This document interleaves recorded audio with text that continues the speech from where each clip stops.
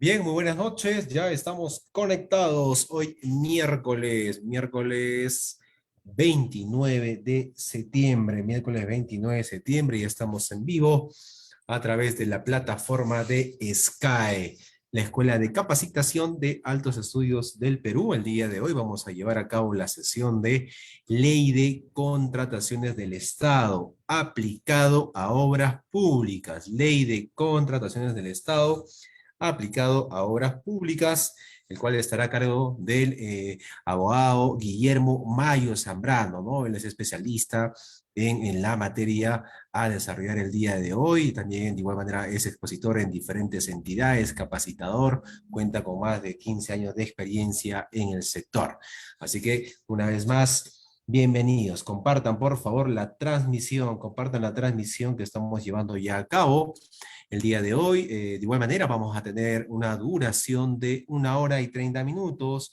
Vale decir que estaremos hasta las 8:30 con el curso de capacitación, el curso de actualización. ¿Ya? Muy importante mencionar también las personas, ¿no? Las personas que se están certificando, en los que ya separaron sus inscripciones y los que pueden todavía separar sus inscripciones, accederán a todo el material de la sesión del día de hoy. Incluye, ¿no?, las PPTs de la sesión que se estará exponiendo en instantes. De igual manera podrás acceder también al aula virtual. Es decir, se te va a brindar un usuario y contraseña para que puedas ingresar y ver el curso completo de Ley de Contrataciones del Estado aplicado a obras públicas, incluido la sesión del día de hoy. ¿Ya? De igual manera, al finalizar el curso también vas a tener tu diploma en la modalidad en digital y en físico. Para ello, para que puedas ingresar, puedas, al tener toda esta información, ¿no?, la certificación para tus convocatorias a nivel nacional, puedes comunicarte al número, ahí está, 901-797-050. Ese es el número de WhatsApp de SCAE, el 901-797-050. ¿Ya? Así que comunícate y por interno te van a brindar los detalles de la certificación en la modalidad digital, en la modalidad en físico. Se te envía hasta tu ciudad, hasta tu departamento, con los materiales y, como te comentaba al inicio, con el acceso al aula virtual para que puedas profundizar el curso a desarrollar el día de hoy. ¿Ya? De igual manera, en la parte final estaremos ampliando los detalles también de la certificación. Bien, retornamos ya para dar inicio Nuevamente proyectamos el curso Ley de Contrataciones del Estado aplicado a obras públicas con el doctor abogado Guillermo Mayo Zambrano. Ahora sí vamos a darle paso ya para dar inicio con la sesión. Doctor, muy buenas noches. Bienvenido una vez más a SCAE. Coméntenos por favor una introducción y la importancia del tema, ¿no? Porque un profesional debería de capacitarse en ley de contrataciones del Estado aplicado a obras públicas. Muy buenas noches, gracias por la invitación, ingeniero Juan Carlos, amigos de Sky y quienes nos acompañan esta noche. Efectivamente vamos a abordar temas algo generales y también importantes sobre la aplicación de las obras públicas en el Estado. Recordemos que una de las principales vías mediante las cuales se materializa justamente la gestión pública es con la ejecución de obras, que es lo más visible y más palpable que la sociedad puede apreciar. Entonces, esta conlleva una gran responsabilidad, tanto en los operadores normativos y también la parte privada, como es el lado del contratista, en ejecutar de manera oportuna las obras y entregarlas, ponerlas a disposición de la comunidad, de la sociedad y sus beneficiarios. Esta noche hemos estructurado la sesión de tal manera de tocar al inicio los aspectos generales de las obras públicas. Vamos a hablar sobre su definición, vamos a conceptualizarla y también diferenciar la ejecución de obras de un servicio y en tanto también las consultorías de los servicios, porque mucho existe la divergencia entre estos dos tipos de objetos contractuales. Y al respecto ya no sé, se ha pronunciado mediante opiniones, pronunciamientos, donde hace una distinción respecto a estos objetos contractuales que desde el inicio de su ejecución es importante saber distinguirlos porque nos conllevaría una mala ejecución o convocatoria y declaratoria de nulidades de posteriores actos que traerían solamente perjuicio y retraso a la persecución de los fines públicos. Entonces, eso vamos a ver en la primera parte. De ahí vamos a revisar un poco el requerimiento y también en el procedimiento para contratar una ejecución de obras, que es lo mínimo que debe de contener el requerimiento para una ejecución de obra. ¿Cuáles son los criterios? ¿Cuáles son las directrices que ha enmarcado el OCE para la ejecución de una obra?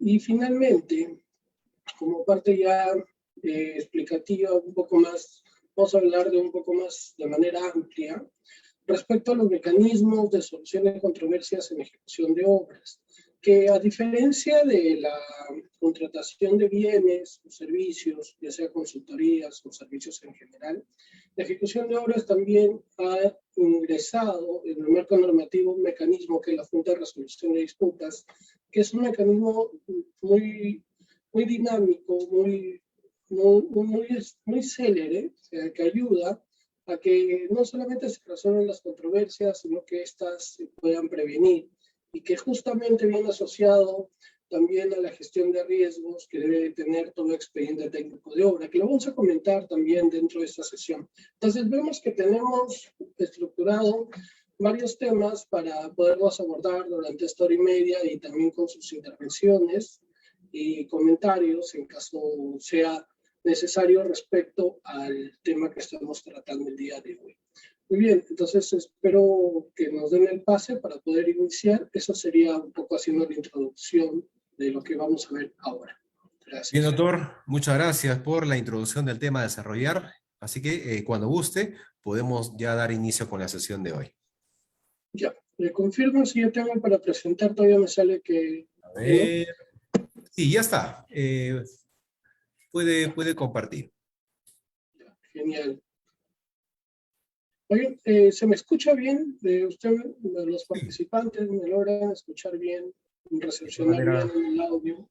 El audio por aquí está bien, doctor. De igual manera, los participantes que están conectados, los invitamos antes de dar ya inicio, si tienen alguna pregunta también o algún comentario, ¿no? Hacerlo a través del chat en Facebook y también los que están conectados vía Zoom. Correcto. Bien, doctor, sí. Van a haber momentos en que voy a apagar la cámara porque eso ayuda a mejorar la conectividad. No se preocupen, el audio va a estar igual. Solamente que a esta hora baja un poco, creo, con la conexión. Ya, vamos entonces a iniciar. Explicando un poco qué es la definición de una obra pública, cómo lo define el reglamento de la Ley de Contrataciones del Estado. El anexo número 1 del reglamento define a una obra, no necesariamente obra pública, sino que esta definición la asemeja mucho a una obra de cualquier tipo de infraestructura como la privada, ¿no? Que es una definición bastante amplia y general. La define como aquella construcción, reconstrucción, remodelación, mejoramiento, demolición, renovación, ampliación y habilitación, muy importante, de bienes inmuebles.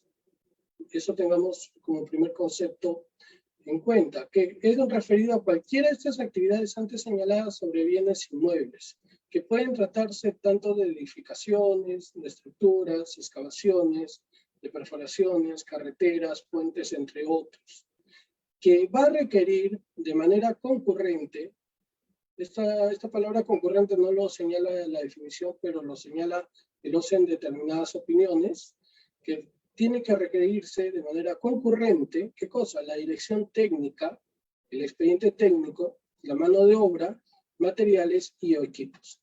La dirección técnica, como primer requisito concurrente para que sea considerada una obra, está referida a la dirección que va a ser puesta en una obra mediante un supervisor o un inspector, que vamos a ver quién es ese profesional que se encarga de manera permanente durante la ejecución de la obra. El expediente técnico de obra también lo vamos a ver, y que contiene toda aquella documentación necesaria para poder ejecutar la obra. La mano de obra, con el personal clave y no clave también, que interviene en la ejecución de la obra, los materiales y equipos necesarios. Entonces,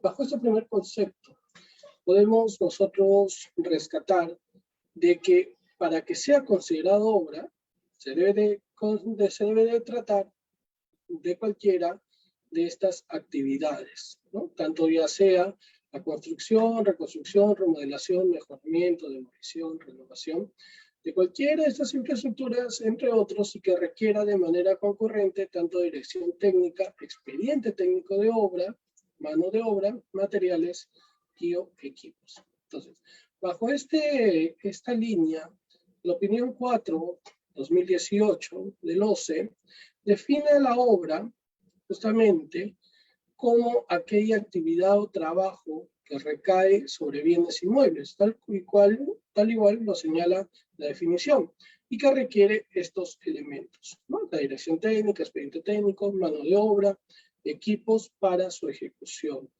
Lo que se podría asemejar en algunos supuestos a un servicio, pero el servicio, a diferencia de la ejecución de obra, no va a tener un elemento que es esencial y es concurrente. ¿Cuál es ese elemento al que nos referimos? Es justamente al expediente técnico. No va a tener la aprobación de un expediente técnico, es lo que le va a diferenciar de una ejecución de obra. Por eso es que en la opinión 38/2018, el OCE remarca lo ya antes señalado, tanto en la definición y en las opiniones anteriores, indicando de que para determinar si una prestación corresponde a una obra, se debe de verificar dos elementos. Primero, si las actividades se ejecutarán en un inmueble. Ya habíamos señalado si será la remodelación, acondicionamiento, demolición, etcétera, pero sobre un bien inmueble.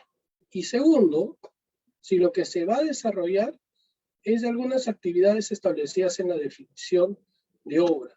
Y tercero, si para ello se debe de contar con la dirección técnica, expediente técnico, mano de obra y materiales, estos de manera concurrentes. Estos tres últimos deben de existir de manera concurrente, es decir, deben de estar desde el inicio de su requerimiento, deben de estar desde el inicio y durante toda su ejecución. Entonces, diferenciándolo con un servicio, una ejecución de obra, decíamos que en los servicios no siempre va a haber un expediente técnico, no existe un expediente técnico. Puede haber una dirección técnica o puede haber un equipamiento, también puede haber materiales, también puede haber mano de obra, pero no va a haber un expediente técnico. Entonces, al no tener esa semejanza o esa concurrencia de este elemento esencial del expediente técnico, no va a ser considerada como una obra.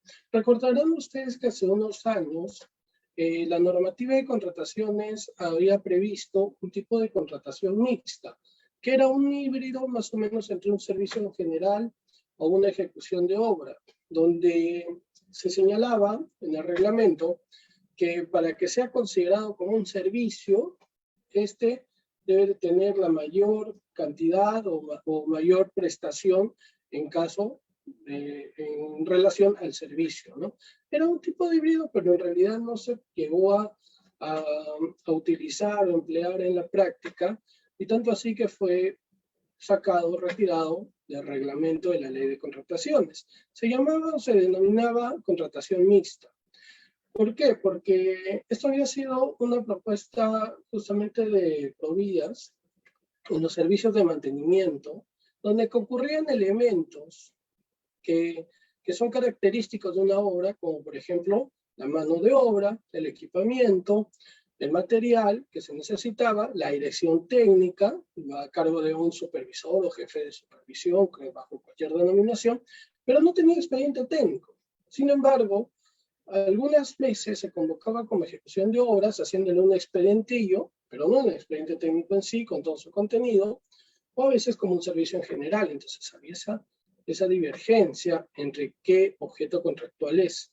Pero bueno, eso es solamente de manera un poco para recordar cómo se ha ido evolucionando el concepto. Entonces, la diferencia que va a existir entre ejecución de obra y servicio se puede solamente diferenciar en que uno va a tener el expediente técnico de obra y el otro no, pudiendo el servicio incluso tener los demás elementos, como ya habíamos señalado, ¿no? La dirección técnica, la mano de obra, el equipamiento y materiales. Entonces, en la opinión 2016, la 113-2016, nos hace mención a que el objeto de la contratación correspondía a la ejecución de obra cuando las actividades o trabajos requeridos para su ejecución implicaban la construcción, todo lo que hemos señalado, ¿no? Reconstrucción, mejoramiento, demolición, todas las actividades, tales como estructuras, edificaciones, ¿no? Con dirección técnica, expediente técnico y materiales equipos. En caso las actividades o trabajos no cumplieran con las características antes expuestas, el objeto de la contratación debería corresponder a una prestación de servicio.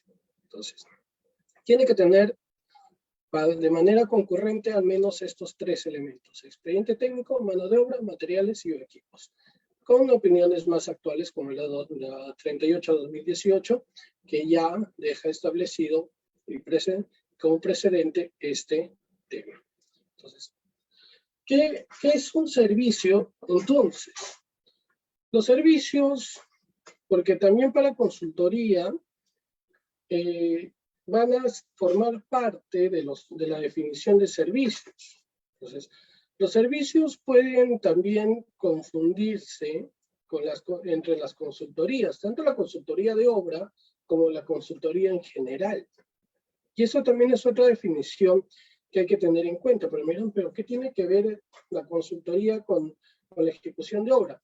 Tiene que ver en el contexto de que un consultor es quien va a elaborar el expediente técnico, y también es un consultor quien se le va a contratar para que tenga a su cargo la dirección técnica como supervisor, cuando sí se requiera, ¿no? Vamos a ver, uno siempre a veces puede estar a cargo de un inspector, o el expediente técnico también puede estar a cargo de la elaboración por la misma entidad, pero la mayoría de veces, porque la mayoría de entidades no tiene esa posibilidad de tener en su personal para elaborar ellos mismos el expediente o inspeccionar la obra, la mayoría de veces se contrata a un tercero.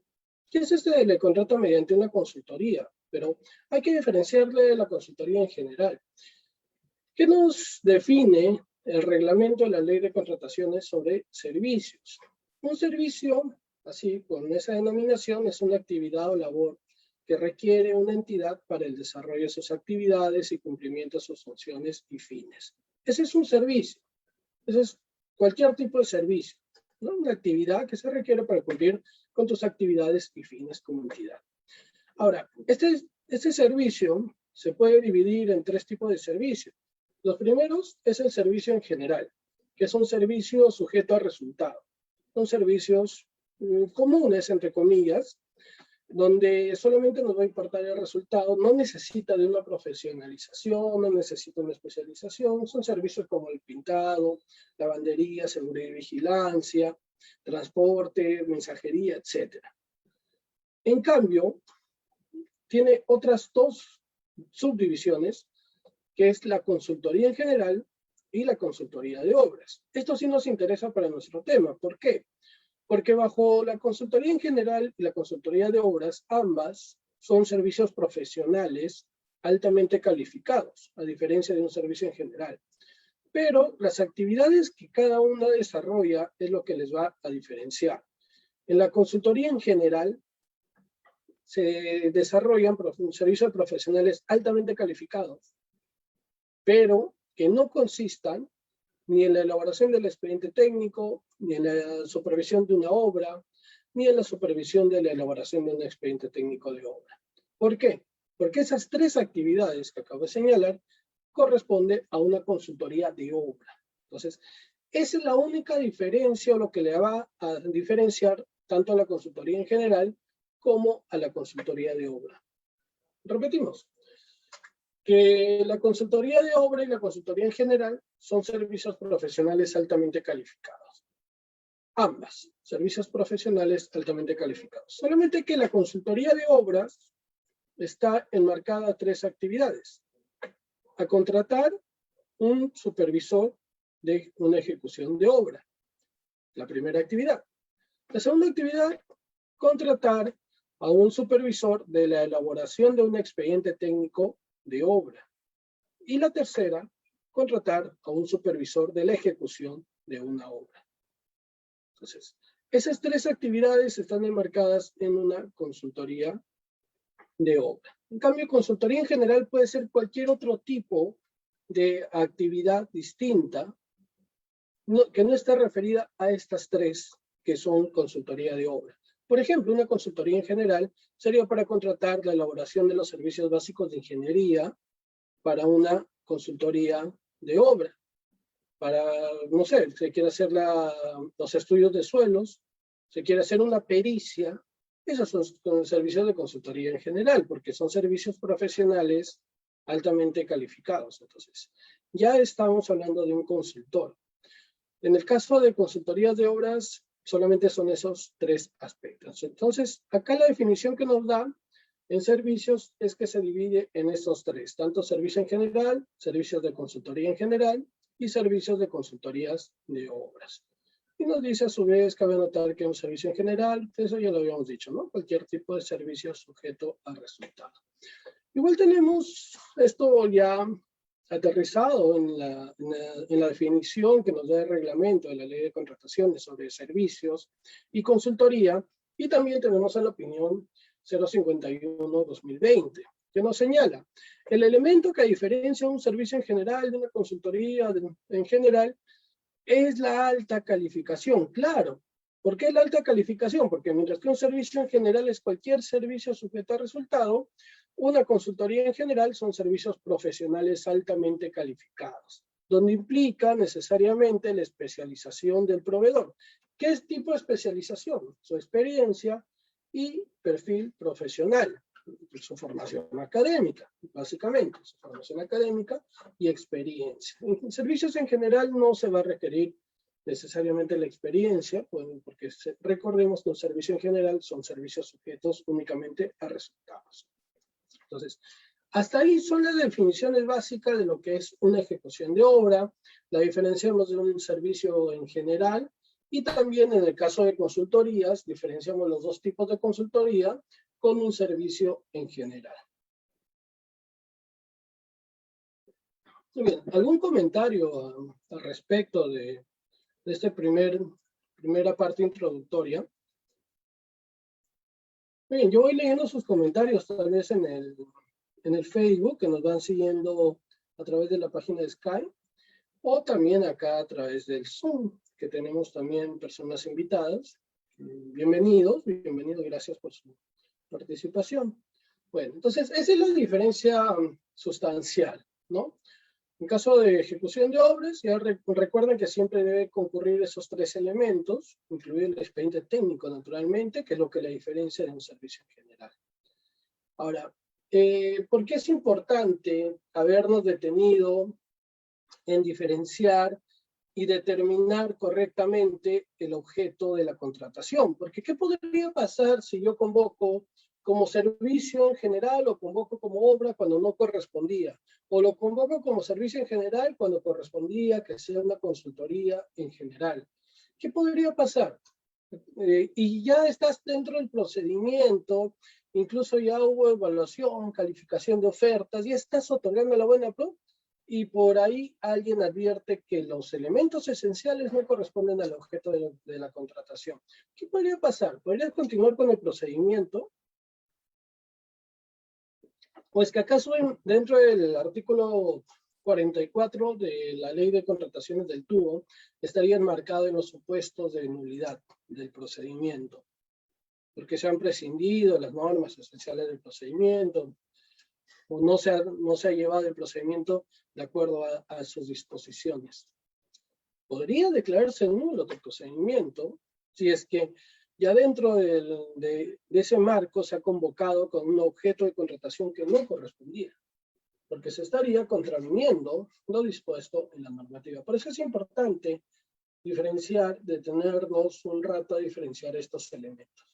Bueno, si ya tenemos diferenciado y estamos seguros que es una ejecución de obra, vamos a plantear entonces a elaborar el requerimiento. ¿Cómo voy a elaborar yo el requerimiento? ¿Cómo hago? ¿De dónde saco? Muy bien. En el caso, ustedes saben, de la contratación de bienes, estamos hablando de especificaciones técnicas, ¿verdad? En caso de bienes hablamos de especificaciones técnicas. En caso de servicios hablamos de términos de referencia. ¿Bajo qué términos se va a realizar el servicio? Y en el caso de ejecución de obras, nosotros lo abocamos al expediente técnico de obra. Entonces, nuestro requerimiento lo vamos a tener que elaborar de conformidad al expediente técnico de obra. Entonces, profesor, la pregunta cae por Maduro. Para poder nosotros elaborar nuestro requerimiento, ¿debemos de tener el expediente técnico aprobado? Por supuesto que sí. Si no tienes el expediente técnico, que es el primer paso, no puedes elaborar tu requerimiento, porque ¿de dónde vas a sacar al personal que vas a necesitar que se acredita, al personal clave? ¿De dónde vas a sacar el equipamiento que necesitas que se acredite? ¿De dónde vas a sacar el plazo de ejecución, las condiciones, el monto de la ejecución para determinar el tipo de procedimiento de selección posteriormente? Entonces, esos elementos sustanciales que están contemplados dentro del expediente técnico, te van a permitir recién elaborar tu requerimiento. ¿Y cuál es la definición de requerimiento? Bueno, nosotros ya lo conocemos, no varía para ejecución de obra, la definición es única, que nos señala que el requerimiento contiene tanto, ya sabemos, especificaciones técnicas, términos de referencia, esto es en caso de bienes y servicios, y el expediente técnico en caso de ejecución de obra. Esta última parte es lo que nos interesa para nuestro tema, ¿no? El expediente técnico en caso de obra, que integran o contiene la descripción objetiva, precisa, y las características, requisitos funcionales que deben de cumplir. Algo muy importante. Una de las observaciones concurrentes del OCE de oficio, o a veces a pedido de parte, es que algunos conceptos o algunos casos el requerimiento no está igual a lo contemplado en el expediente técnico. Por ejemplo, en el requerimiento se señala un equipamiento con una descripción distinta a la que está en el expediente técnico. Tiene que ir de igual forma. Es un traslado, el requerimiento es un traslado de la información que está en el expediente técnico. No le puedes variar la calidad, o le puedes variar algún tipo de simbología o algún tipo de calibración o de medida, de unidad, etc. Tiene que estar igual a lo establecido en el expediente técnico. Tampoco puedes añadir personal, profesional, o añadir maquinaria, equipamiento que no esté contemplado en el expediente técnico. ¿Por qué? Porque simplemente eso ya está presupuestado. Estarías variando, en tal caso, modificando de oficio tu expediente técnico, cosa que está mal. Entonces, es muy importante eso para nosotros determinar que lo que está en el expediente técnico corresponde justamente a las características, requisitos funcionales, es decir, para que pueda funcionar la ejecución de obra y que se pueda con ello cumplir la finalidad pública. Que no sé, eso ya es para todos los objetos que no deben de incluir el requerimiento, no incluye exigencias desproporcionadas. ¿Qué es una exigencia desproporcionada? Por ejemplo, la excesiva experiencia que se puede solicitar al residente o algún otro personal clave dentro del requerimiento, ¿no? Eso lo vamos a ver ahora. Tampoco irrazonables o innecesarias, que limitan o impidan la concurrencia de la mayor pluralidad de potenciales postores. Eso en atención al artículo 2, el literal B, del principio de libertad de concurrencia, ¿verdad? Entonces, el área usuaria es la encargada de elaborar este requerimiento y para ello tiene tanto que elaborar la parte sustancial del requerimiento, que es las especificaciones técnicas que están del expediente técnico de obra, y además los requisitos de calificación, que está dividido de esta manera. El requerimiento en general, para cualquier objeto de contratación, se divide en dos secciones. La primera, en caso de obras, va a corresponder al expediente técnico de obra, donde se va a determinar o detallar las características y condiciones bajo las cuales se va a ejecutar la prestación. Y la segunda sección va a corresponder a los requisitos de calificación, que en este caso de ejecución de obras no va a haber el requisito de calificación capacidad legal, porque dentro de la capacidad legal lo que se solicita es la habilitación. La habilitación es una licencia, autorización que se requiere de manera obligatoria, dependiendo de la naturaleza de la prestación, para ejercer una actividad económica. En caso de obras no existe una licencia o una autorización para ejercer la actividad económica de ejecutar obras. Ustedes me dirán, profesor, sí, el RNP. Puede ser, pero el RNP no es un requisito de habilitación, es un requisito obligatorio para que te puedas, o legal, para que te puedas presentar a un procedimiento de selección. Siempre existe, profesor, la capacidad de libre contratación. Ese es un requisito para la suscripción del contrato. Sí, el requisito de no estar inhabilitado también es una condición legal. Entonces, no hay un requisito de habilitación. Por eso este requisito de calificación, capacidad legal, no está contemplado tampoco dentro de las bases estándar del OCE, porque no amerita de acuerdo a la naturaleza de la ejecución, en caso de obras. En caso de bienes, servicios, sí se puede contemplar dependiendo la naturaleza de la prestación. En caso de obras, ¿qué más tenemos? La capacidad técnica profesional. ¿Qué va a incluir en este requisito de calificación? Primero, el personal, su experiencia, la experiencia del personal clave, que lo vamos a ver ahora. Y segundo, la parte que corresponde al equipamiento estratégico. ¿Por qué estratégico? Ahora lo vemos. La experiencia del postor en la especialidad. Solamente se pide la experiencia del postor en la especialidad. Recuerden que antes se pedía obras en general y después en obras similares. Ahora solamente es una sola experiencia en la especialidad. Y esta experiencia en la especialidad tiene que ser acreditada de manera fehaciente, documentada, en base al monto facturado de la ejecución de la obra, que no puede ser mayor a una vez el valor referencial en los últimos 10 años, ¿no? Esa es la antigüedad máxima que se permite de los contratos para acreditar. También lo vemos ahora. Y finalmente, cuando se trata de licitaciones públicas para obras, hablando de obras, solamente en ese caso se puede, ¿por qué puede? Porque es potestativo, solicitar como requisito de calificación la solvencia económica, con la finalidad de medir la facultad o medir su potencial en el mercado financiero del postor, del posible ejecutor de la obra, para ver y consolidar, considerar que este no está en quiebra, no está en un proceso de de quedarse sin actividad económica o de disolución, entre otros. Por eso es que se puede pedir la solvencia económica con su récord crediticio, que lo podría acreditar. Entonces, este es, en resumen, antes de pasar al otro, en resumen, como requisito de calificación tenemos para el caso de obras la capacidad técnica profesional, la experiencia del postor en la especialidad y la solvencia económica. Ese es dentro de los requisitos de calificación. En la primera parte que conforma el requerimiento se detallan las características y condiciones bajo las cuales se va a ejecutar la obra. Plazos, se detalla si se va a permitir en los consorcios, cuáles son las condiciones en los consorcios, entre otras características referidas propiamente a la obra. Respecto a la capacidad técnica profesional, decíamos que está incluido el personal clave. ¿Por qué está en rojito este término personal clave? ¿Por qué creen que está así? Es porque queremos resaltar este término.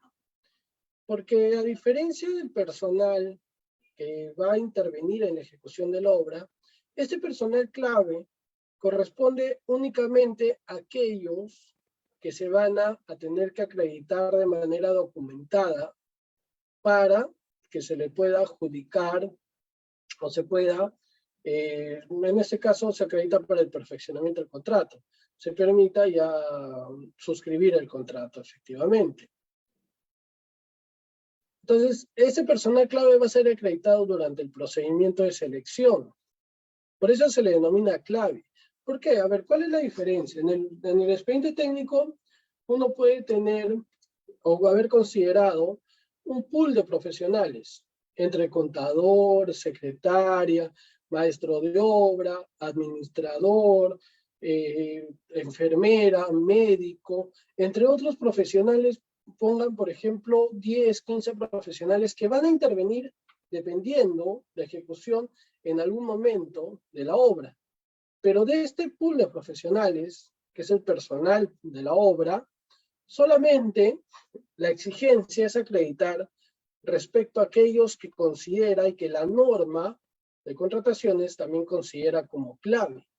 Entonces vas a tener que elegir de este listado de profesionales a cuáles se le va a pedir la acreditación documentada de su experiencia. Entre ellos, por ejemplo, el que siempre tiene que ir, el residente de obra. El asistente de obra, de acuerdo a la normativa de contrataciones, no es parte del personal clave. Entonces, tiene que estar presupuestada su participación, pero no se exige su acreditación. ¿Qué otro profesional? El ingeniero en estructuras, el ingeniero sanitario, el ingeniero eléctrico. Todos aquellos que consideres clave, excepto,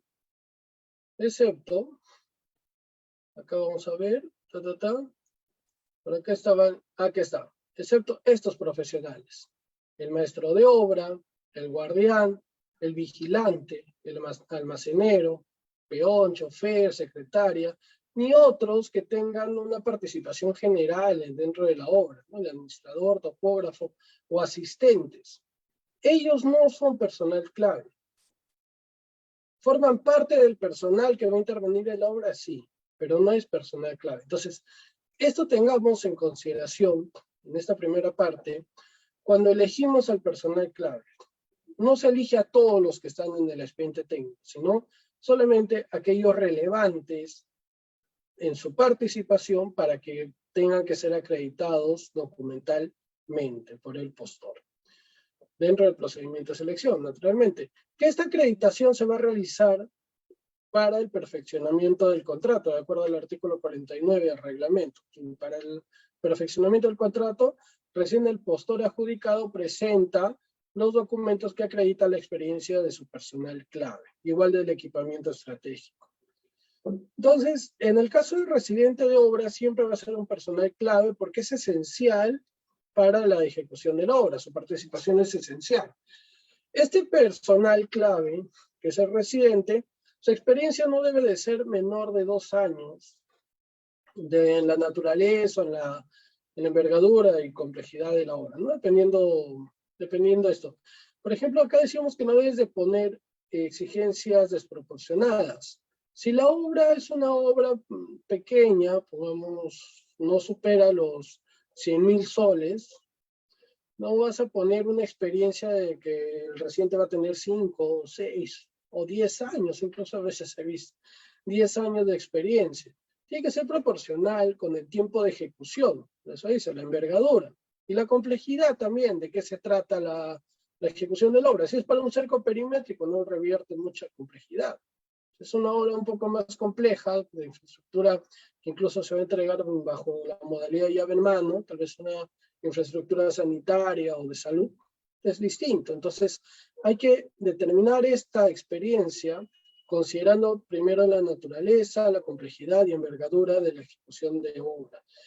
Naturalmente, no hay un límite de años de experiencia, solamente es el mínimo que se le exige de 2 años, pero tiene que considerarse estos 3 elementos. Puede ser un ingeniero o arquitecto titulado y colegiado, porque de este profesional, sí o sí su experiencia se va a computar desde la colegiatura.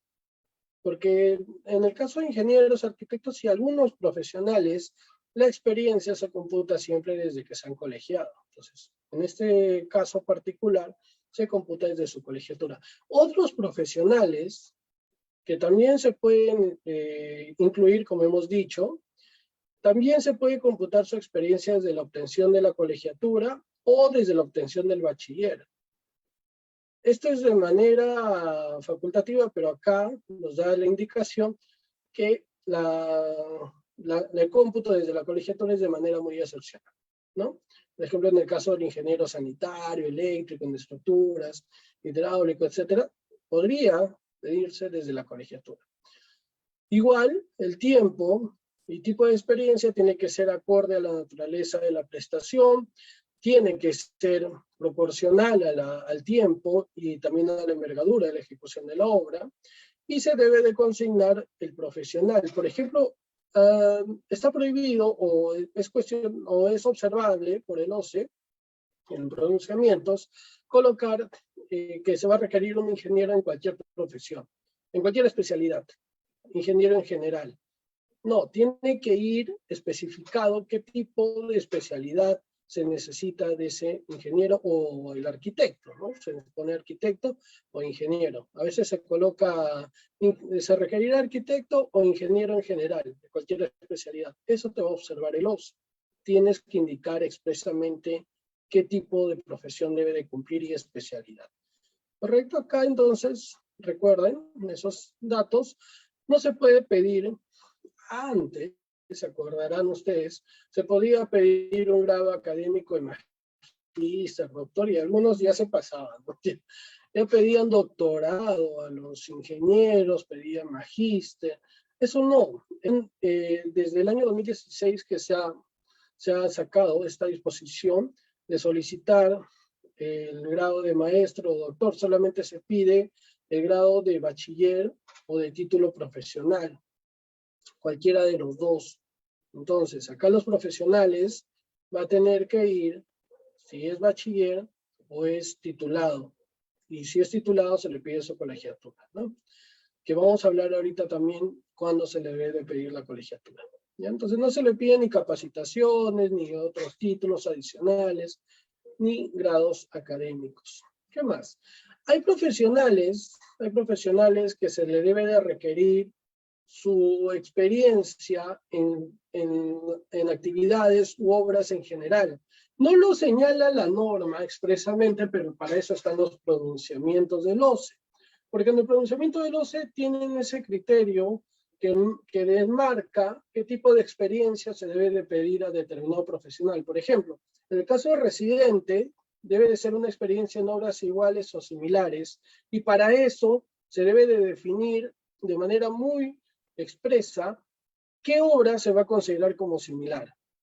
Ese es en el caso del residente. Ahora, otros profesionales, como el ingeniero en valorizaciones, en liquidaciones, ese tipo de profesionales se le puede requerir su experiencia en obras en general. ¿Por qué? Porque la actividad que va a desarrollar como un ingeniero de valorización o también un ingeniero sanitario no va a ser, o sea, va a ser la misma en cualquier tipo de obra. Se tiene que evaluar de acuerdo a su naturaleza y a las actividades que va a desarrollar.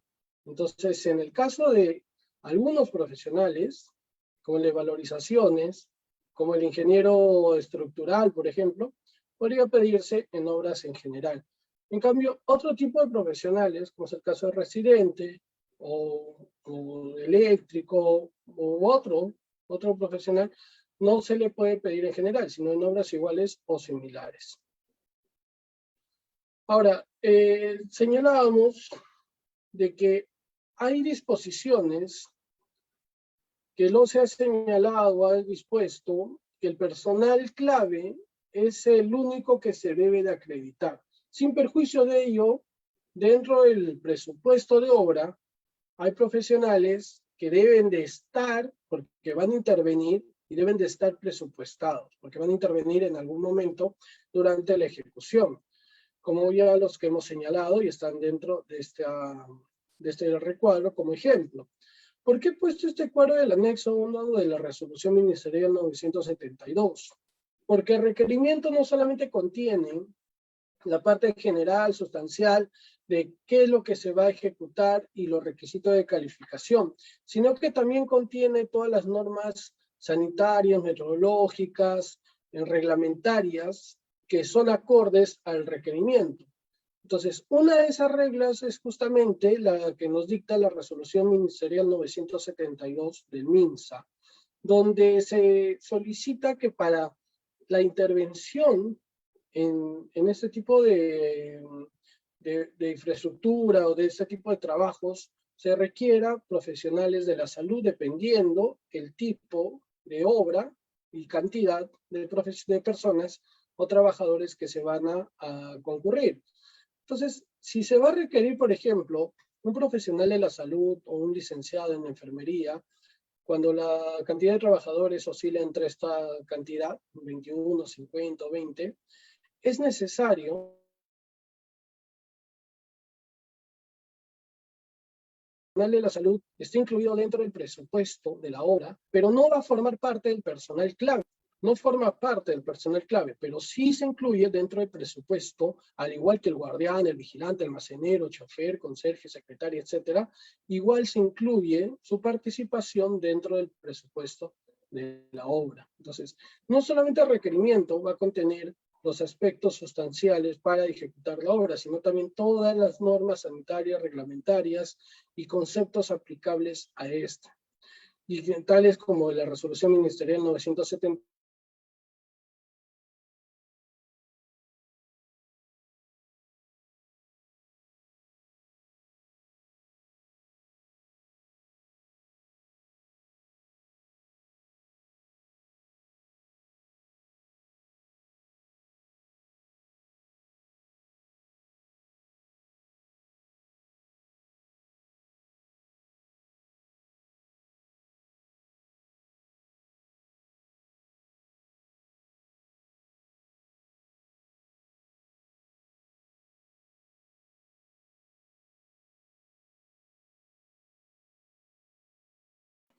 disculpen, creo que se fue la señal, lo siento.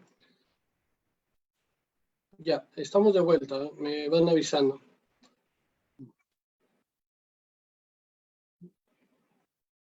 Ya, lo siento, estoy acá por si acaso. Se me fue la señal un rato. Ya. Creo que ya se restableció. Ya está.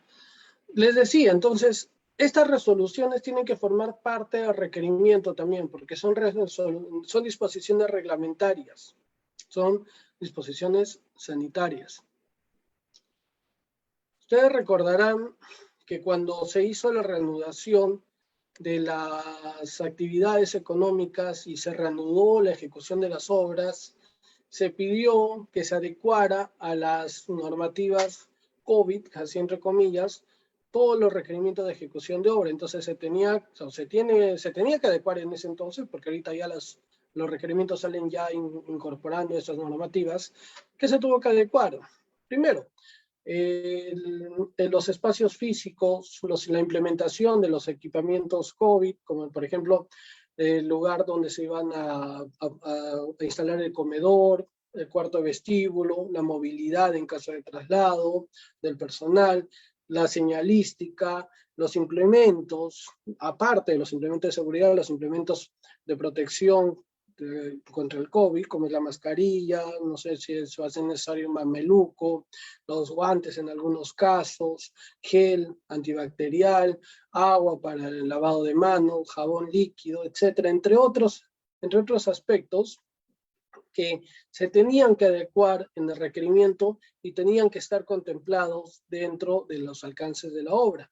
Entonces, ahora al elaborar el requerimiento también se debe de seguir tomando en cuenta, porque siguen vigentes estas disposiciones y no ha acabado el estado de emergencia, se tiene que tomar en cuenta estas normas reglamentarias y su contenido, ¿no? ¿Qué más? En el requerimiento no se puede restringir la antigüedad de los trabajos del personal. La normativa establece que la antigüedad de sus acreditaciones, de la documentación que va a acreditar, no debe ser menor a 25 años, no mayor a 25 años. Solamente se puede establecer el cómputo de la experiencia desde la colegiatura, en el caso del residente, como hemos visto, o del supervisor, o de algunos otros profesionales, de acuerdo a lo que la entidad requiera o necesite y pueda sustentar dentro del requerimiento. Lo que no se puede hacer es exigir un tiempo determinado de colegiatura. ¿Por qué? Porque es muy simple, la colegiatura no te da la experiencia. Puedes tener 10 años de colegiado, pero nunca haber ejercido. Entonces no te da la experiencia la colegiatura. Por eso no se puede poner el residente de obra deberá tener 10 años en obras similares y 15 años de colegiado. No, pues, no, o sea, tiene que pedirse únicamente en años de experiencia. Tampoco se puede pedir experiencia profesional, ¿eh?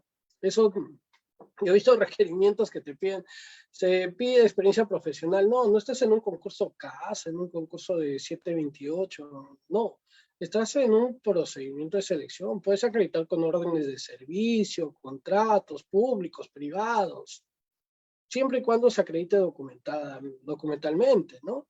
Entonces no puede ponerse primero, repetimos, años de colegiatura. El residente debe tener 10 años de colegiatura, no se puede pedir tampoco de que este residente tenga determinados años, ¿no?, en el ejercicio de la profesión. Muy bien, entonces eso hay que recordar. Acá vamos a ver otros que nos dice: los profesionales que formen parte del plantel técnico deben ser solamente aquellos incluidos en el desagregado. Eso es muy correcto porque, repetimos, no puedes incluir profesional adicional al momento de elaborar el requerimiento que no esté contemplado en el presupuesto, que no esté en el expediente técnico. Tienen que ser únicamente los que están contemplados y presupuestados en el expediente técnico, e incluso no variarle la denominación, tiene que ir con la misma denominación. ¿Qué más? No se exige experiencia en la especialidad o obras similares cuya función no requiere experiencia específica, solamente en general. Claro, eso es lo que también señalamos hace un rato, por ejemplo, el profesional en costos, presupuestos, valorizaciones, seguridad, topógrafo. Aunque administrador no va dentro del personal clave, pero si se pide del profesional en presupuestos, valorizaciones, en salud, o en el trabajo, o de gestión de riesgos, esos profesionales, como su actividad va a ser la misma en cualquier tipo de obra, se le tiene que pedir experiencia en general. No se le puede pedir experiencia en obras iguales o similares, como si es el caso de residente, por ejemplo, como si es el caso del ingeniero sanitario, eléctrico, según corresponda. ¿Qué más? No se debe exigir al personal simultáneamente experiencia en obras iguales o similares y también en general. Sería duplicidad de experiencia. No se le puede pedir. La experiencia es única. Experiencia ya sea en obras iguales o similares, o experiencia en obras en general, pero es una experiencia única. No se le puede pedir dos tipos de experiencia. Aparte de ser excesivo, desnaturalizaría el requerimiento. Entonces solamente se debe de pedir, ya sea en general o ya sea en obras iguales o similares. Y recuerden, la definición de obras iguales o similares va a ser la misma para acreditar la experiencia del personal como para acreditar la experiencia del postor en la especialidad. Es la misma definición para ambas acreditaciones. ¿Qué otro elemento contiene el requerimiento? Las penalidades. Hay penalidades como las tres primeras que están contempladas en la proyección, que son obligatorias y ya vienen desde las bases estándar, porque son también, esas son recogidas del reglamento de la ley de contrataciones, del artículo 190 más específico. ¿Cuáles son esas penalidades? La primera referida a la permanencia mínima que debe de tener el personal clave. ¿Por qué se contempló esta penalidad? Porque muchas veces acreditaban solamente al personal para poder acreditar en el procedimiento de selección, y una vez iniciada la ejecución de la obra, ya hacían cambio de personal y este personal se presentaba a otra obra, otro procedimiento, para hacerle ganar a ese contratista, y una vez iniciada la obra se presentaba a otro, renunciaba y se presentaba a otro. Entonces lo que se estaba haciendo era un mercado de alquiler de experiencia del personal, por lo cual eso se detectó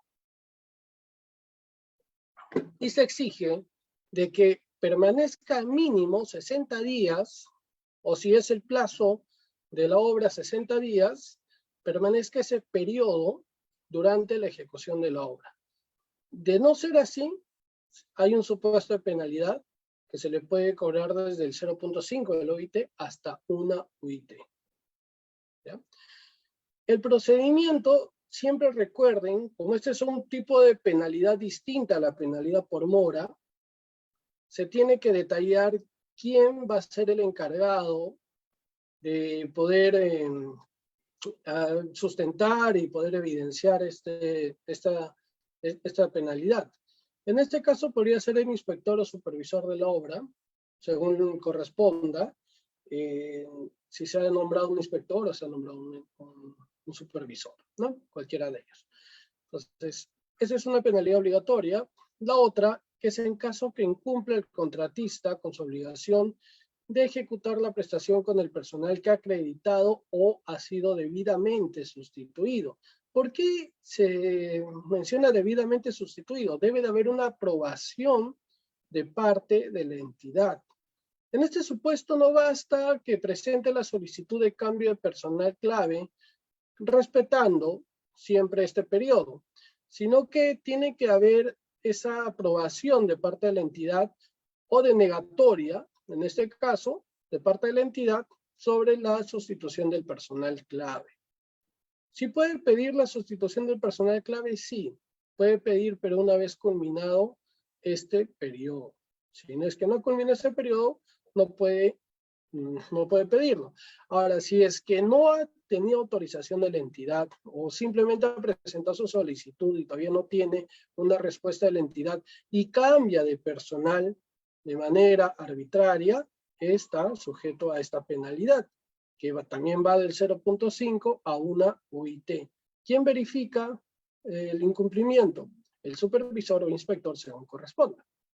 Y la tercera penalidad, que tiene que ver con el registro del cuaderno de obras y su acceso, ¿no? Si el contratista o su personal no permite el acceso al cuaderno de obras. Bueno, acá el inspector o supervisor, ahora recordemos que es un cuaderno de obras digital. Entonces, también se coloca esta penalidad. Pueden colocar otras penalidades aparte de esas tres, por supuesto, siempre y cuando cumplan las condiciones mínimas. ¿Cuáles? Indicar claramente cuál va a ser el supuesto de la aplicación de penalidad. Por ejemplo, incumplimiento en la indumentaria o de proveer indumentaria para el COVID a su personal. Por ejemplo, mascarillas. No proveerle las mascarillas de acuerdo a la periodicidad que se ha pactado. O no colocar el punto de lavado de manos. Por ejemplo, eso. O sea, todos esos aspectos que están incumpliendo de una cláusula contractual pueden ser materia de otras penalidades. Se tiene que indicar la forma de cálculo, que no debe ser desproporcional, no debe ser irrazonable, tiene que ser congruente con el hecho o supuesto que se está penalizando, e indicar cómo se va a evidenciar, quién va a ser el encargado de elaborar el informe, de evidenciar, de informar sobre el incumplimiento de esta penalidad. Entonces, acá tenemos las penalidades que también forman parte del requerimiento y le elabora el área usuaria. Esto es lo que señalábamos respecto a la sustitución. En el requisito de calificación de equipamiento estratégico, recuerden que el equipamiento estratégico, al igual que la experiencia del personal clave, se va a acreditar para el momento del perfeccionamiento, en ese caso suscripción del contrato, porque únicamente se va a suscribir un contrato. Para esa etapa, cuando el postor adjudicado ya suscribe el contrato, va a presentar los documentos, tanto de la capacidad técnica y profesional, lo referido a la experiencia del personal clave y a la acreditación del equipamiento estratégico. Entonces, ¿qué es lo que tiene que consignar acá? Lo que está resaltado. Al momento de elaborar el requerimiento, simple. Al igual que el personal clave, puede tener 10 equipos dentro del expediente técnico de obra. De esos 10, elige a los que considere estratégicos, necesarios.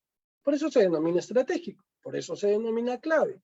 Entonces, elige a los que considera estratégico y lo consigna dentro de este requisito de calificación.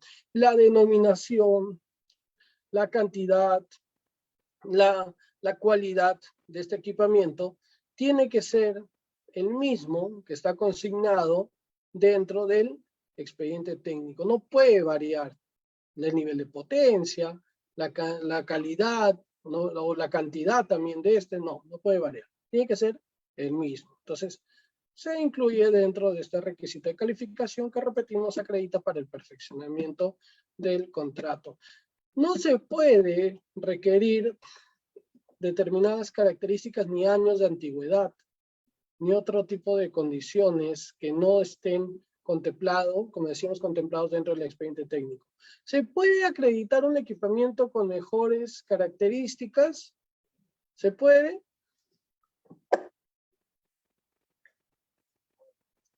No se puede variar las características, pero sí se puede acreditar un equipamiento con mejores características, siempre y cuando se acredite que cumple con las características mínimas y mejora estas, sin costo a la entidad, naturalmente. Puedes acreditar, sí, un equipamiento con mejores características. ¿Y con qué acredito? Buena pregunta. Puede ser con un contrato de alquiler, un contrato de compra-venta, una promesa de alquiler o una promesa de compra-venta. ¿Puedo acreditar con una declaración jurada? No. No puedes acreditar con una declaración jurada ningún requisito de calificación para ningún objeto de contratación, ni para bienes, servicios, ni obras. No. Las declaraciones juradas no sirven para acreditar los requisitos de calificación. Tienen que ser de manera fehaciente. Alguna vez alguien quiso presentar un compromiso de compra-venta de sí mismo. Me comprometo a alquilar la maquinaria. ¿Eso sirve? No, es lo mismo que una declaración jurada. El compromiso de compra-venta tiene que ser con un tercero. El tercero, con él te tienes que comprometer de salir de más adelante o de suscribir el contrato, vas a alquilar o vas a adquirir el equipamiento. No puedes hacer que una declaración, me comprometo a alquilar o me comprometo a comprar el equipamiento. No, tiene que ser de manera fehaciente, tiene que ser de manera documentada. Entonces, acá, muy importante para poder tener eso en consideración. ¿Qué más? No se debe requerir características, ya hemos dicho, años de antigüedad, solamente aquel que es clasificado como estratégico, recuerden. En el caso de la experiencia del postor en obras, volvemos a reiterarles que solamente se exige la experiencia en la especialidad y en función a un determinado monto facturado. En obras bajo llave en mano se deben incluir las especificaciones de los equipos requeridos. ¿Por qué es una obra de llave en mano? ¿Por qué se dice los equipos requeridos? La llave en mano es cuando ya es una dualidad, ¿no? te ejecuta la obra y te entrega puesta en funcionamiento, con el equipamiento, con el equipo ya funcionando. Por ejemplo, en el caso de un hospital, con los equipos médicos, camillas, con toda la indumentaria, todas las áreas acondicionadas, justamente y lista para su uso. Es decir, te entrega la llave en tu mano para que la uses. Esa es una llave en mano. Entonces, si va a haber equipamiento, aparte de la ejecución de la obra, se tiene que determinar las características o especificaciones técnicas, porque son bienes del equipamiento que se va a incluir dentro de esta obra. Entonces, la experiencia del postor, recuerden, en caso de ejecución de obras, no debe ser superior a una vez el valor referencial, que a diferencia del objeto contractual de bienes y servicios en general, en este caso, el valor referencial es público, entonces sí se conoce cuánto es el monto. Se coloca, no será mayor a una vez, o le colocas el monto, ¿no? Le colocas ahí en número y letras el monto que se va a tener que acreditar. ¿Y dónde está el valor referencial? Está en el expediente técnico de obra. Y último requisito de calificación, decíamos que en licitaciones públicas, para el caso de ejecución de obras, se puede, de manera potestativa, solicitar que acrediten los postores su solvencia económica. Esto sí lo acreditan al momento del procedimiento de selección. ¿Y por qué la solvencia económica es importante? Decíamos, porque permite medir justamente el nivel crediticio de este postor, que no va a caer en insolvencia, que no va a caer, por ejemplo, en una disolución o liquidación de su empresa. Entonces, ¿con qué va a acreditar? Va a acreditar con un documento emitido por una entidad financiera que esté dentro del ámbito de la SBS, que puede ser mediante una línea de crédito, ¿no? Para claro, una línea de crédito que le dé justamente esa calidad de que es un buen cliente o que tiene un buen récord crediticio o su récord crediticio dentro del mercado. ¿Con qué no puedes acreditar? Con cartas fianzas o una línea de crédito de cartas fianzas o de póliza de caución. Con eso no. Puedes acreditar con tu récord crediticio, eso sí. Entonces, el monto máximo que puede pedir, en este caso el área usuaria, porque esto viene desde requerimiento, es el 0.60 veces el valor referencial, como línea de crédito, como solvencia económica, del ítem o de la contratación. Acá les dejo algunos enlaces, hay algunos enlaces de interés de lo que hemos estado hablando, de las bases estándar, el uso obligatorio de estas, en el caso de procesos electrónicos, con el listado de entidades y las resoluciones que hemos estado hablando. Muy bien. Hacia acá, ¿hay alguna consulta? En una postulación a cargo de un residente pedía maestría y mínimo 5 años de experiencia, nos pregunta nuestro amigo Jorge. Lo que pasa, eso está, como decíamos, está mal, porque en el caso de ejecución de obras no corresponde solicitar este tipo de grados ni capacitaciones.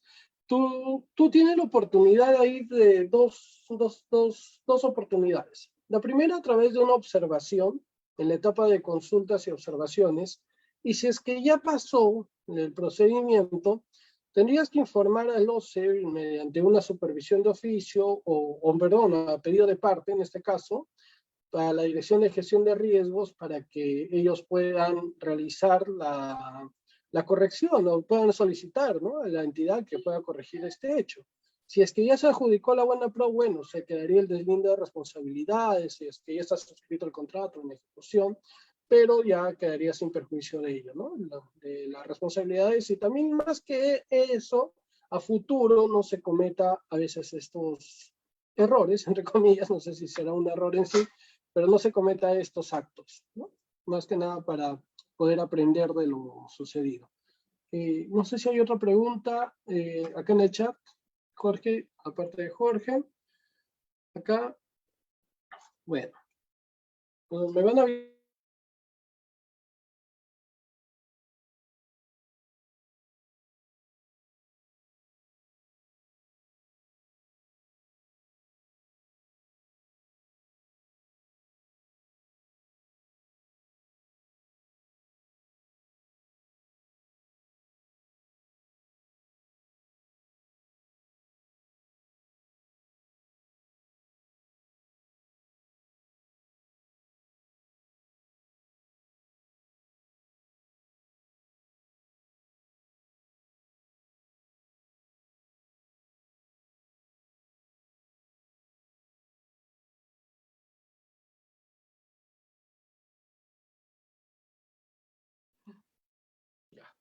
Ahora sí creo que por favor. Ya otra vez nos desconectamos. Ya, les decía, recuerden que en ejecución de obras, primero es la evaluación de la oferta y después es la calificación. En la evaluación, ¿qué vamos a hacer? Vamos a asignar puntajes a las ofertas.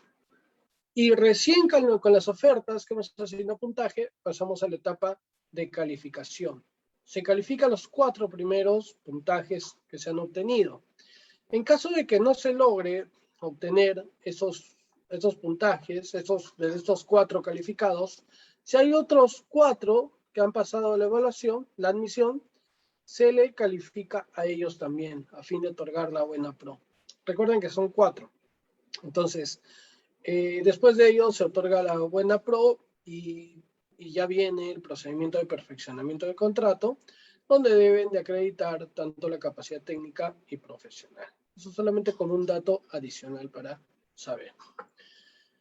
Pasemos a ver un poco del expediente técnico que hemos estado ya hablando de manera general, que es el documento que contiene toda la esencia en sí de lo que se va a realizar en la ejecución de la obra. El expediente técnico puede ser elaborado tanto por la propia entidad, si es que tiene los medios, o puede ser contratado a través de un tercero. Lo que no puedes hacer es contratar una parte del expediente técnico, por ejemplo, unos estudios para el expediente técnico y elaborarlo por la entidad.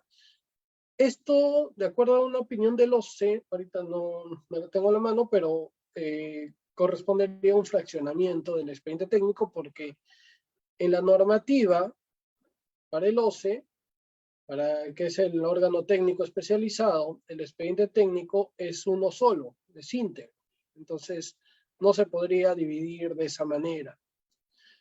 Puede hacerlo, como decía la misma entidad, y contratar un supervisor para supervisar la elaboración de este expediente técnico, o puede, mediante una consultoría de obra, encargar a un tercero, mediante un procedimiento de selección, la elaboración del expediente técnico de obra.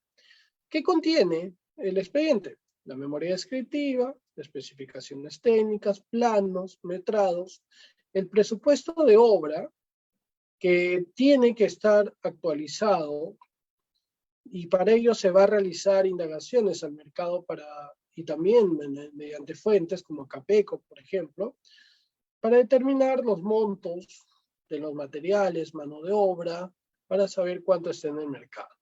El valor referencial contiene la fecha del presupuesto, la fecha de aprobación, un análisis de precios unitarios donde ya se desagrega por cada partida, el calendario de avance de la obra valorizado, fórmulas polinómicas, los estudios de suelo de ser el caso. Entonces, el expediente técnico es ese conjunto de documentos técnicos y económicos que van a viabilizar la ejecución de la obra. En base a ello se va a ejecutar. Este es el contenido mínimo que señalábamos.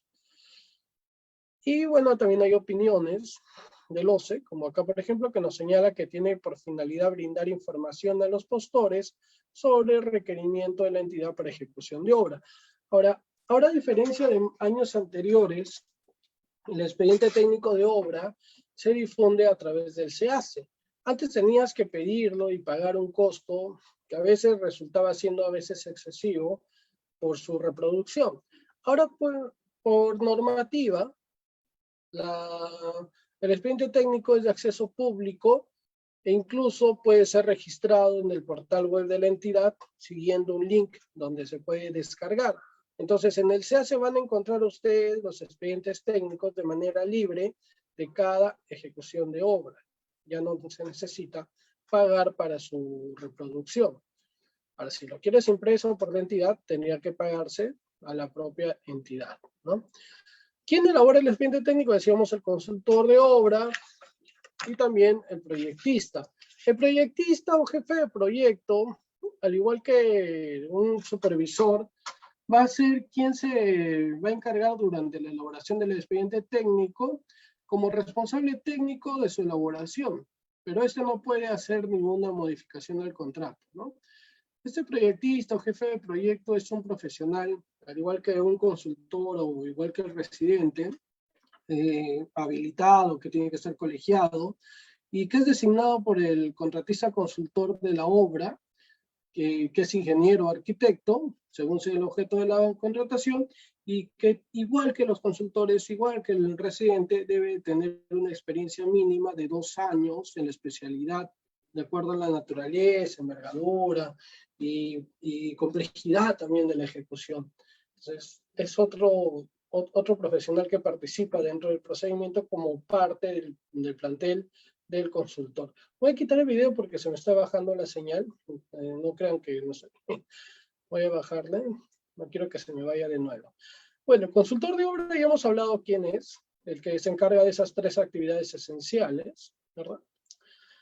Y dentro de la elaboración del expediente técnico de la obra, no solamente va a contener la memoria, el presupuesto, el valor referencial, entre otros, sino que también tiene que contemplarse una gestión de riesgos. Esta gestión de riesgos es de acuerdo a la directiva número 12/2017, que tiene que, su denominación dice gestionarse los riesgos posibles o potenciales, al menos minimizar que ocurran durante la ejecución de la obra, asignando a cada una de las partes, ya sea entidad o sea contratista, los posibles riesgos de ejecución. Por ejemplo, si es una obra que va a pasar o se va a ejecutar por una comunidad y hay un problema social que podría afectar la ejecución de la obra, se tendría que poner en el expediente y gestionar ese riesgo, tal vez a cargo de la entidad. O si hay posibles zonas arqueológicas por donde se va a ejecutar la obra, se tendría que gestionar también ese riesgo, porque va a paralizar de alguna manera la ejecución de la obra. O si se va a tener que intervenir por donde hay una reserva paisajística, reserva natural, o una zona intangible, también se tiene que gestionar ese riesgo. O si el tipo de tierra no va a permitir sembrar, por ejemplo, o poner las estructuras, también se tiene que gestionar. Entonces, todos esos riesgos potenciales que podrían surgir más adelante tienen que ser gestionados, analizados y planificados por el consultor encargado de elaborar el expediente técnico de la obra, asignando el riesgo ya sea al contratista o sea a la entidad. Para eso va a emplear un formato que es un anexo detallado adjunto a la directiva número 12/2017. Acá lo tenemos. Entonces, en un pronunciamiento del OCE nos señala que este enfoque integral de riesgos previsibles es de responsabilidad de la entidad, ¿no? Y debe de contemplar por lo menos los siguientes procesos: identificar los riesgos, analizarlos, planificarlos y asignarlos. Estos 4 elementos están contemplados en la directiva número 12/2017. Y se deberá tener en cuenta con qué parte está mejor capacitada para administrar este riesgo, ya sea la entidad o sea el contratista. Adicionalmente, ya una vez elaborado el expediente técnico, ya para iniciar la ejecución de la obra, se va a requerir de determinados requisitos. La ejecución de la obra tiene que contemplarse ciertas condiciones que no solamente es el expediente técnico de obra aprobado ni la disponibilidad física del terreno, sino que también la entidad tiene que notificar al contratista, ejecutor, quién es el inspector o el supervisor, según corresponda. ¿En qué caso se pide un supervisor? Un supervisor se va a pedir cuando la obra es mayor a 4.300.000, de acuerdo a la ley de presupuesto. El inspector es un profesional que pertenece a la entidad y que en obras menores a este monto puede estar a cargo de la dirección técnica de la obra. El supervisor también es un profesional especializado, pero no pertenece a la entidad, sino lo contratan de externo, ¿no? Lo contratan mediante un proceso de selección. Entonces, se necesita comunicar al contratista ejecutor quién es el supervisor o quién es el inspector, según corresponda. ¿Qué más se necesita? La entrega del terreno. ¿Por qué puede ser total o parcial? Porque el terreno, dependiendo de la naturaleza de la prestación, si se va a hacer por etapas, tramos, se puede entregar, por ejemplo, la primera sección o primer pabellón para que se vaya interviniendo y después entregar el segundo pabellón. Entonces se necesita esa entrega parcial o total donde se va a ejecutar la obra. De ahí el calendario de ejecución de obra también, ya sea de materiales, insumos, ¿no? De acuerdo a lo que se haya pactado en las bases, y la entrega del expediente técnico de obra y también de los adelantos, si es que así se ha previsto. Si se ha previsto en las bases entregar adelanto directo, porque el directo se entrega después de suscrito el contrato a los 8 días, siempre y cuando lo haya solicitado dentro de los 7 días siguientes, se debe entregar el adelanto y con más el expediente técnico que se le entrega, ya esos elementos en conjunto ya se puede dar inicio al plazo de ejecución. Entonces, esa es un poco la explicación ahí. La consultoría de obras, servicios profesionales, ya habíamos señalado esto. Bueno, el supervisor, decíamos, puede ser un profesional, puede haber un profesional, perdón, supervisor o un inspector. Y el supervisor, en caso de ejecución de obras, debe cumplir con las mismas calificaciones y experiencia que el residente. Eso está tanto en el reglamento y las bases estándar. O sea, ¿qué quiere decir? Que mínimo el supervisor, si al residente se le pide 5 años, mínimo el supervisor debe tener esa experiencia de 5 años. Si al supervisor se le pide experiencia en obras iguales o similares, en determinadas actividades, también se le debe de pedir esa experiencia al supervisor. O sea, el supervisor, en pocas palabras, no debe tener menos experiencia que el residente. Eso es lo que nos quiere señalar acá. El jefe de proyecto, para elaborar el expediente técnico, debe cumplir igual, con lo menos 2 años. Recuerden, el jefe de proyecto es ese profesional también que mínimo debe tener 2 años y que es designado por el consultor para elaborar el expediente técnico de obra. ¿Qué más no se debe exigir? Lo que no debe existir nunca es un supervisor e inspector en una misma obra. ¿Es bien un supervisor o es bien un inspector? No se puede pedir ambos. No seamos, eso ya es avaricia. No, mentira, eso ya no está normado. Eso ya la norma misma señala eso, ¿no? Que no se puede pedir ambos a la vez. Ahora, en el caso de la supervisión, su sistema de contratación, ustedes sabrán que existe sistema de contratación a suma alzada, precios unitarios, tarifas, porcentajes, honorarios, etc. En el servicio de supervisión de obra, el propio servicio va a ser en base a tarifas. Y la liquidación, como ya es por un plazo fijo, va a ser a suma alzada. ¿Ya? Tengan en consideración eso. En la elaboración del expediente, ya hemos dicho, debe de estar contemplado el enfoque de gestión de riesgos, de acuerdo a la Directiva 12, 2017. Igual que en la ejecución de la obra, no se puede pedir experiencia en la especialidad a aquellos que tienen una función que no requiere complejidad o que su función va a ser la misma en cualquier tipo de obra que participe, como quién. El profesional en valorizaciones, en seguridad, salud, gestión de riesgos, etc. Y de la misma forma, al igual que la ejecución de la obra en la consultoría, el asistente del jefe de supervisión o del supervisor de obra, o el administrador o cualquier tipo de asistente o contador o chofer o guardián, no sé, otro personal que no guarda relevancia a sus actividades propiamente para la ejecución, no son considerados como personal clave. Solamente se considera personal clave aquellos que son esencial su participación dentro de la ejecución, como es el caso del supervisor, como es el caso del profesional en valorizaciones, por ejemplo. Ellos sí podrían, o de seguridad, valorizaciones, etcétera, podrían ser personal clave. Eso en realidad compete ya a la entidad definir, pero siempre y cuando guardando ese criterio.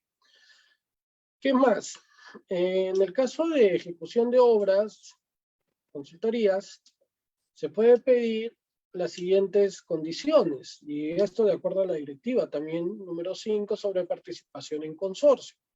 Se puede pedir un número máximo de consorciados, es decir, que el área usuaria, eso viene desde el requerimiento, el área usuaria exija un número máximo de consorciados. En ese proceso se podrán consorciar solamente un máximo de 2 o 4 o 5 o 6 personas, ya sean naturales o jurídicas. Se puede pedir también, pero siempre con el sustento respectivo, un porcentaje mínimo de participación de cada consorciado. Y también el porcentaje mínimo de participación del que tenga mayor experiencia. ¿Esto por qué? Porque de acuerdo a la práctica y lo que se había visto, que empresas nuevas se consorciaban con empresas que ya tenían mayor experiencia, que están arriba, ¿y qué pasaba? Al que era empresa nueva le ponían el 90% de participación en el consorcio, y ese que tenía el 10% al momento de la ejecución se desentendía y le dejaba ejecutando a esta pequeña empresa que recién empezaba. ¿Y qué creen que pasaba? La obra no se culminaba, habían problemas, caía en insolvencia, problemas con el otro consorciado, y al final no se hacía responsable que tenía mayor experiencia. Entonces, ¿qué es lo que se pensó? Que este, que tiene mayor experiencia, debe de tener un porcentaje mínimo de participación, porque tiene mayor experiencia. Entonces, ese porcentaje mínimo no te da un rango, la normativa tiene que definir el área usuaria bajo un criterio, ya sea la envergadura de la ejecución, el plazo, las características propias de la ejecución. Tiene que definir este aspecto, también de la participación mínima de los consorciados o el número máximo de consorciados. Siempre debe de estar sustentado. Siempre tiene que sustentarse por qué se está exigiendo. No solamente es colocarlo en el requerimiento. El área usuaria debe tener ese sustento. Entonces, el valor estimado, el valor referencial, ustedes sabrán que en el caso de ejecución de obras y consultoría de obras, hablamos de un valor referencial, a diferencia de bienes y servicios en general. En este caso, en la consultoría, ¿cómo se va a determinar el monto, del valor referencial? Empecé a patear todo acá.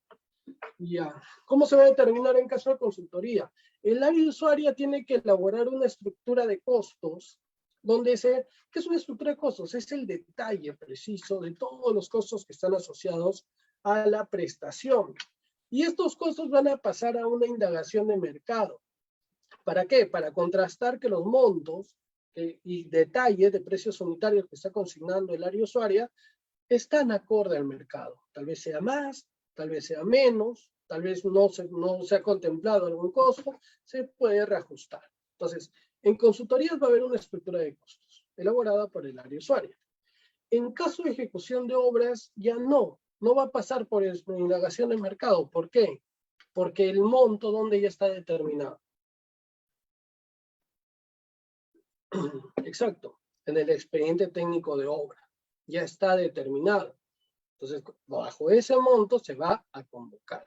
En cambio, en consultorías sí va a tenerse que indagar en el mercado y elaborar un resumen ejecutivo, de acuerdo a la directiva número 4/2019 de resumen ejecutivo del OCE.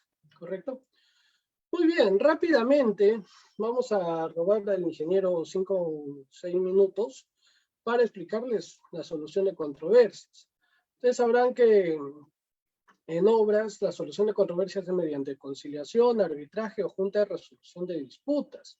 Vamos a hablar particularmente sobre esta última porque el arbitraje como que ya es un poco ya más conocido dentro del campo contractual y se pueden ventilar controversias tanto en la nulidad, resolución, ampliación, recepción, valorización de liquidaciones dentro de los 30 días hábiles de notificado estos actos.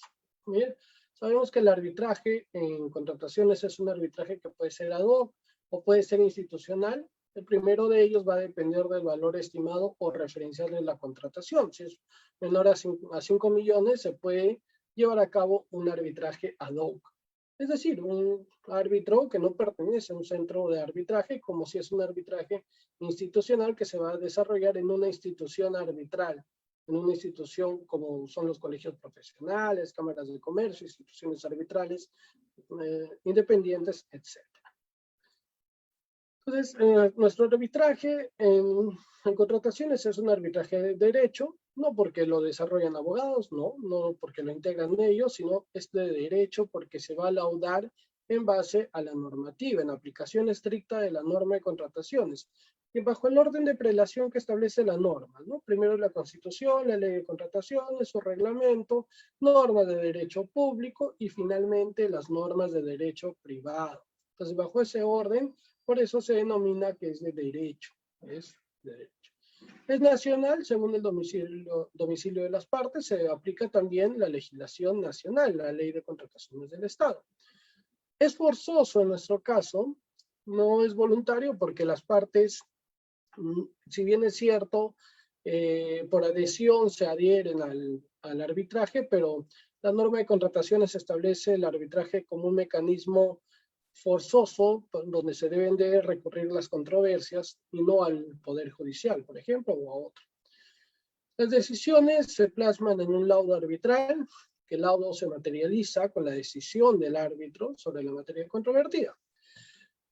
Y vamos a ver entonces ahora de la Junta de Resolución de Disputas, que es otro mecanismo nuevo, también aplicado íntegramente a ejecución de obras. La JRD es aplicado solamente a ejecución de obras, en la normativa de contrataciones y también en la experiencia internacional, aunque hay algunas experiencias que también, algunos objetos contractuales como servicios, que son de carácter permanente, se viene aplicando la Junta, o Dispute Board, ¿no? La JRD. Pero en la legislación nacional está todavía enfocado a ejecución de obras. ¿Y cuál es su ventaja de esta Junta de Resolución de Disputas? Es la de prevenir, a diferencia del arbitraje o conciliación, que son otros mecanismos que están previstos en la norma, es de prevenir y resolver las controversias que se han suscitado durante la etapa de ejecución contractual.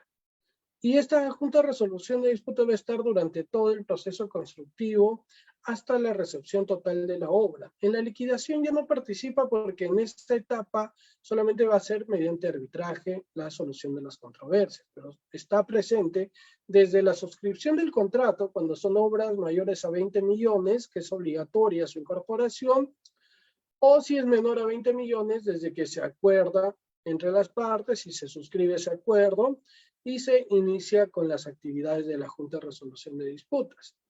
Entonces, tengamos en consideración este importante mecanismo alternativo a solución de controversias. Probablemente más adelante hagamos una videoconferencia para poder abordar más ampliamente este mecanismo, pero consideren que en la JRD, a diferencia del arbitraje, vamos a verlo acá con algunas diferencias y similitudes, no paraliza la ejecución de la prestación. No paraliza de ninguna manera la ejecución de la prestación.